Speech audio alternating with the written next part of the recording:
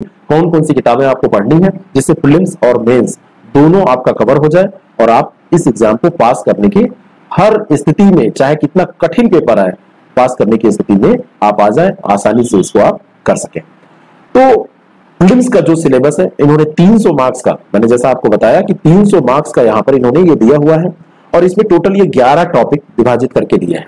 General science, history of India, Indian national movement, Indian polity, economy and culture, Indian agriculture, commerce and trade, population, ecology and urbanisation, world geography and Indian geography and natural resources of India, current national and international important events, general intelligentsia including logic and reasoning, और specific knowledge regarding education, culture, agriculture, industry, trade, living and social tradition of UP, और elementary mathematics up to class 10th level, arithmetic, algebra and geometry.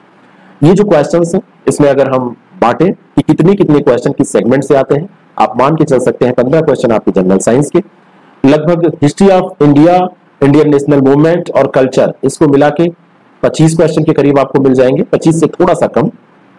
और science में 15 से कम ही पूछा जाएगा, 12 से 13 question आप रख सकते हैं, और हिस्ट्री में आप 22 क्वेश्चन रख लीजिए। इंडियन एग्रीकल्चर, कॉमर्स और ट्रेड, सब कुछ करंट वगैरह सब मिला के, या करंट को आप अगर अलग रखें तो इनसे बहुत ज्यादा प्रश्न नहीं आएगा, ज्यादा से ज्यादा 5-6 प्रश्न आपको यहां से मिलेगा। पॉपुलेशन, इकोलॉजी एंड अर्बनाइजेशन, यहां से आपको लगभग 10 प्रश्न मिल जाएंगे, इसमें सारा एनवायरमेंट और सब कुछ हो जाएगा। World geography and Indian geography, यहां से आप उम्मीद कर सकते हैं 18 सवाल के आसपास की कितने क्वेश्चन आपको मिलेंगे। और current national and international important events, current affair से जो प्रश्न पूछे जाएंगे कम से कम 20 प्रश्न, इससे कम नहीं पूछे जाएंगे, इनकी संख्या 25 भी जा सकती है, 25 के आसपास आप लिख लीजिए। और ये जो मैथ्स और रीजनिंग है, इन दोनों से मिला के आपको 15 सवाल मिलेंगे, और स्पेसिफिक 15 से कम भी इसमें मिल सकते हैं, 12-13 भी मिल सकते हैं, लेकिन 15 मैक्सिमम है।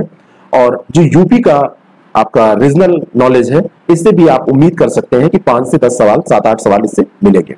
मोटे तौर पर आप इसको कैलकुलेट करें तो 34 और ये 37, 47 और यहाँ पर ये 80, तो ये 65 हो गया, और 65 और 25 तो ये हो गया 90, और ये देखिए ये 15 और 8 तो ये 113, 113, ये मोटा मोटा यहाँ पर ये कैलकुलेशन आ रहा है। 7 क्वेश्चन और भी इसमें ऐसे ऊपर नीचे हो जाएंगे, और वो आप, हाँ, पॉलिटी का जो सेगमेंट यहाँ पर बचा हुआ है, पॉलिटी से लगभग आपको 7-8 सवाल मिलेंगे, ये हमने जोड़ा नहीं था। तो ये 120 प्रश्नों का पूरा सिलेबस आपसे पूछा जाएगा। इसके लिए कौन सी किताबें पढ़ें, उसके पहले हम चलते हैं मेंस के सिलेबस में। मेंस का जब सिलेबस आप ओपन करेंगे तो 200 मार्क्स का यहाँ पे जीएस आपको दिया जाएगा, और इसका जो मार्क्स है वो 3 आवर का ये पेपर होगा, और ये जो क्वेश्चन पेपर होगा ये आपका 120 मार्क्स का है, और साथ में यहाँ पर ये क्वेश्चन 120 सॉरी लिखा हुआ है, मार्क्स तो इसमें 200 है। 120 क्वेश्चन यहाँ पर नहीं होगा, ये गलत दिया हुआ है, ये आयोग का ही नोटिफिकेशन है, लेकिन ये गलत दिया हुआ है। यहाँ पर आपसे 3 तरीके के प्रश्न पूछे जाएंगे, एक वेरी शॉर्ट, दूसरा शॉर्ट, और तीसरा आप कह सकते हैं लॉन्ग। ठीक है, लॉन्ग क्वेश्चन लगभग 150-200 शब्दों में आपको लिखने हैं, 200 शब्दों की तैयारी जब आप करते हैं। जो वेरी शॉर्ट होते हैं 50 शब्दों में आपको लिखने होते हैं, उससे भी कम शब्दों में वाले 20 शब्द वाले भी आपसे पूछे जाते हैं।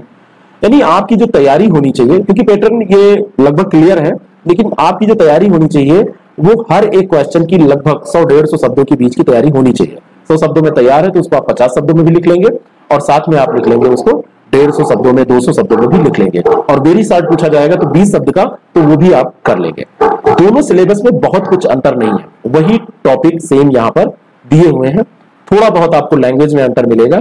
एक चीज यहां से केवल हट गई है, और वो है मैथमेटिक्स। मैथमेटिक्स का बेसिकली अंतर है, जो रीजनिंग और मैथ्स है वो यहाँ पर मेंस के सिलेबस में आपको नहीं मिलेगी, बाकी सब कुछ यहाँ पर आपको मिल जाएगा। अब यहाँ पर करना क्या है आपको, ये जो पूरा सिलेबस है, इस सिलेबस को आपको इस तरीके से पढ़ना है कि आपका प्रीलिम्स और मेंस दोनों तैयार हो जाए। बहुत सारी चीजें ऐसी हैं जो केवल प्रीलिम्स में पूछी जाती है, मेंस में नहीं पूछी जाती, लेकिन बहुत सारी ऐसी चीजें हैं 70% जो प्रीलिम्स और मेंस के दोनों के लिए इंपॉर्टेंट है।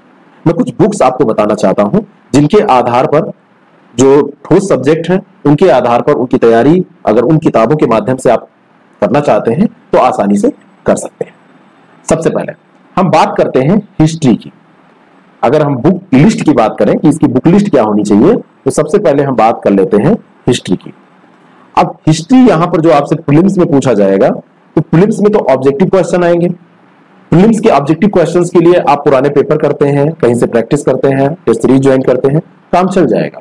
लेकिन जब बात आती है मेंस में लिखने की, और खास करके मॉडर्न जो है वहां से प्रश्न ज्यादा आपसे पूछे जाते हैं, तो उसके लिए आपको स्पेक्ट्रम पढ़ लेना चाहिए मॉडर्न इंडिया की, जो स्वतंत्रता संघर्ष स्पेक्ट्रम की है और 1800 पूरा क्रांति उसमें दी हुई है। स्पेक्ट्रम की जो किताब आती है तो उसको आपको पढ़ लेना चाहिए।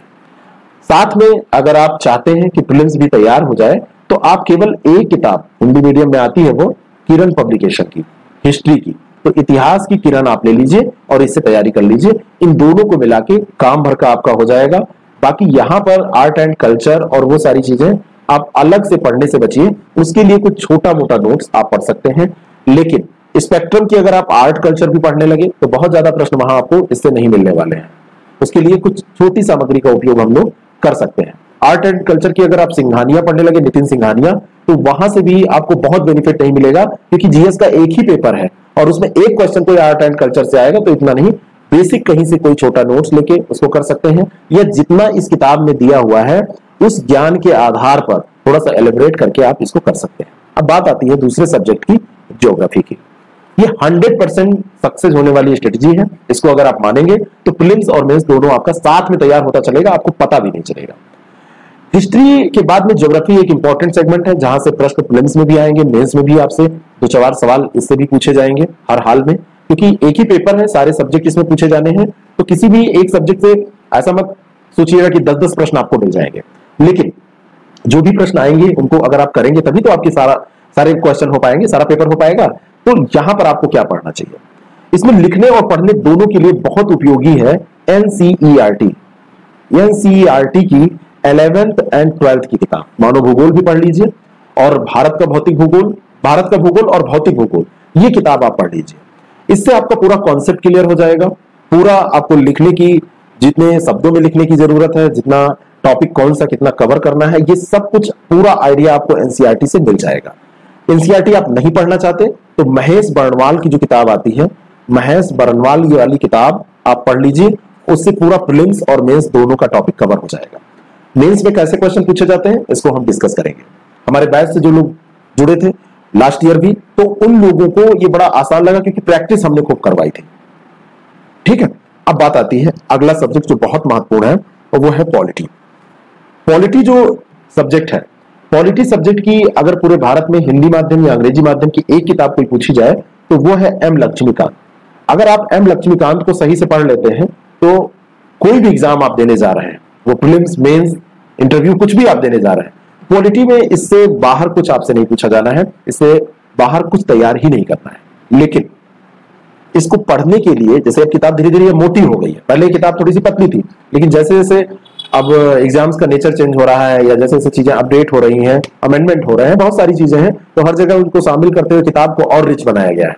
तो लक्ष्मीकांत की किताब अगर आप पढ़ लेते हैं तो इसमें प्रीलिम्स साथ में आपका मेंस पूरा कवर हो जाएगा, इसमें इससे बाहर कुछ नहीं। और मेरा कहना है कि आप एक बार अगर सिविल सर्विसेज की तैयारी कर रहे हैं या कोई भी कॉम्पिटिशन दे रहे हैं तो लक्ष्मीकांत को पढ़ ही डालिए। अगर आप शॉर्ट में जाना चाहते हैं तो वाणी की किताब आती है, लेकिन वो प्रीलिम्स के लिए ठीक है, मेंस के लिए वो नहीं। इसके अलावा प्रीलिम्स को पास करने के लिए स्पेशली कुछ और करना पड़ेगा। पहले हम कॉमन चीजें देख रहे हैं, उसको आप पहले समझ लीजिए।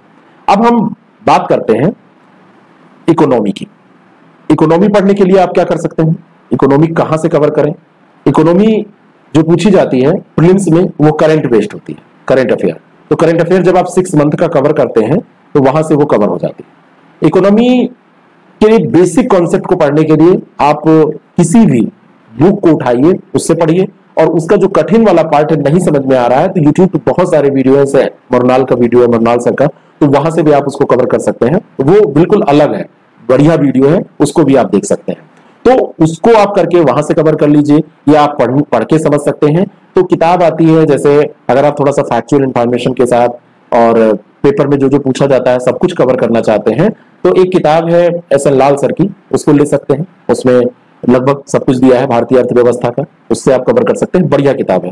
बाकी वाणी की किताब भी आती है, लेकिन ये फैक्चुअल ज्यादा है, और फैक्चुअल ज्यादा होने के कारण वो थोड़ा सा तैयार करना मुश्किल हो जाता है। बाकी यहां से जो प्रश्न पूछे जाएंगे वो करंट अफेयर बेस्ड ही पूछे जाएंगे। अगर इस सेक्शन को आप बुक ना पढ़ के वैसे भी करना चाहते हैं थोड़ी बहुत समझ आपकी है कि राजस्व घाटा किसे कहते हैं, है ना, सकल घरेलू उत्पाद क्या होता है, अगर ये सारी चीजें आप समझ जाते हैं तो बहुत ज्यादा प्रॉब्लम यहां आपको नहीं होने वाली है।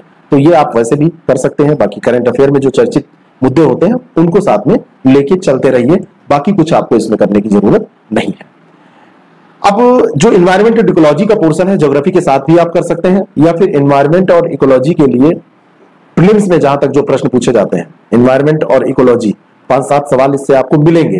तो इसके लिए आप ओल्ड क्वेश्चन पेपर देखेंगे और ओल्ड क्वेश्चन पेपर से ही पूरा ये कवर हो जाएगा, ये आपका हो जाएगा। लेकिन अगर आप सोच रहे हैं कि इसको हमको पढ़ना ही है बहुत अच्छे से, एक बार इन्वायरमेंट इकोलॉजी आपको करना ही है, तो एक किताब आती है इराक बरूचा की। इराक बरूचा की किताब में कॉन्सेप्ट बहुत अच्छा दिया है, अपडेटेड बुक लीजिएगा। कभी भी ऐसे सब्जेक्ट जो डायनेमिक किस्म के हैं उनकी पुरानी बुक कभी मत खरीदिए। इतिहास की पुरानी बुक आप पढ़ सकते हैं, लेकिन एनवायरमेंट की, इकोनॉमी की, ये ओल्ड बुक आप कभी मत पढ़िए, क्योंकि ओल्ड बुक पढ़ने से नुकसान हो जाता है फायदा होने के बजाय, क्योंकि अपडेट होने वाली चीजें हैं। भारत में कितने राष्ट्रीय उद्यान है, भारत में कौन सा राष्ट्रीय उद्यान जो है वो क्या घोषित किया गया है, कहां पर टाइगर रिजर्व घोषित किया गया है, यूपी की क्या स्थिति है। तो हो सकता है करंट में आपसे छूटा और वहां पे आपने गलत पढ़ लिया, पुरानी किताब है, तो इसको लेटेस्ट ले लीजिएगा, पढ़ लीजिएगा। बाकी ओल्ड ईयर के क्वेश्चन और प्रैक्टिस करके प्रीलिम्स में ये कवर हो जाएगा, और मेंस के जो क्वेश्चन पूछे जाएंगे वो बहुत बेसिक होंगे।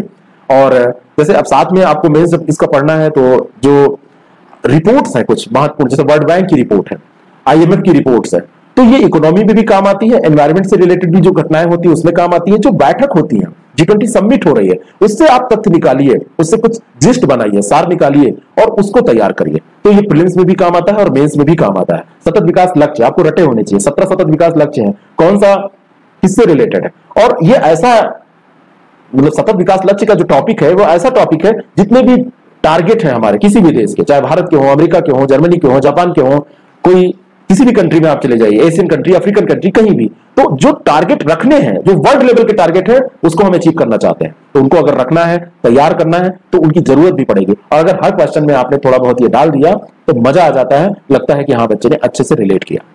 बात आती है साइंस की। साइंस का मुख्य रूप से जो योगदान है, ट्रेडिशनल साइंस आपसे प्रीलिम्स में पूछी जाएगी।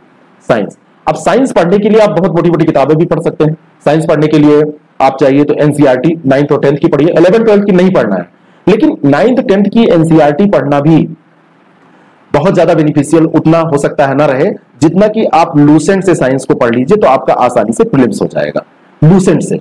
अब लूसेंट में एक साइंस की लूसेंट आती है, अगर उसको आप पढ़ पाते हैं तब तो मोर देन इनफ है, आराम से उससे आप पूरा कवर कर सकते हैं, UPSC तक कवर कर सकते हैं, करंट अफेयर के मुद्दों को छोड़ के। PCS में भी वो सब कवर हो जाएगा। और अगर आप उतना भी नहीं पढ़ सकते तो आप जो जीके की बुक में, लूसेंट की जो जीके है, वहां पे जो साइंस दिया है उसको पढ़ लीजिए। लेकिन मैं कहूंगा एक बार लूसेंट की जो साइंस की बुक है उसको आप कवर कर लीजिए। जब मेंस की बारी आएगी तो मेंस में आपसे ट्रेडिशनल नहीं पूछा जाएगा, मेंस में आपसे साइंस एंड टेक्नोलॉजी से रिलेटेड टॉपिक पूछे जाते हैं, और साइंस टेक जो आपसे पूछा जाता है वो करंट अफेयर से रिलेटेड होता है। जैसे कौन सी टेक्नोलॉजी, जैसे उसमें कंप्यूटर भी, विश्व का सबसे उत्तम गति वाला कंप्यूटर, भारत का कंप्यूटर, ये सब पूछ लिया जाता है। और आपसे जैसे जो रक्षा प्रौद्योगिकी है उससे प्रश्न पूछ लिए जाते हैं। कंप्यूटर प्रौद्योगिकी मैंने आपको बताया ही, जितना भी डेवलपमेंट हो रहा है, अगर कोविड चल रहा था तो कोविड के क्षेत्र में अगर कुछ नया आ रहा है तो उससे रिलेटेड, तो ये करंट अपडेटेड टॉपिक होते हैं, यहां से करंट के टॉपिक आपसे पूछे जाते हैं, तो यहां बहुत घबराने की जरूरत नहीं है। तो आपका हिस्ट्री हो गया, ज्योग्राफी हो गया, साइंस हो गया और पॉलिटी हो गया, ये मेन सब्जेक्ट है जो सारे हो गए।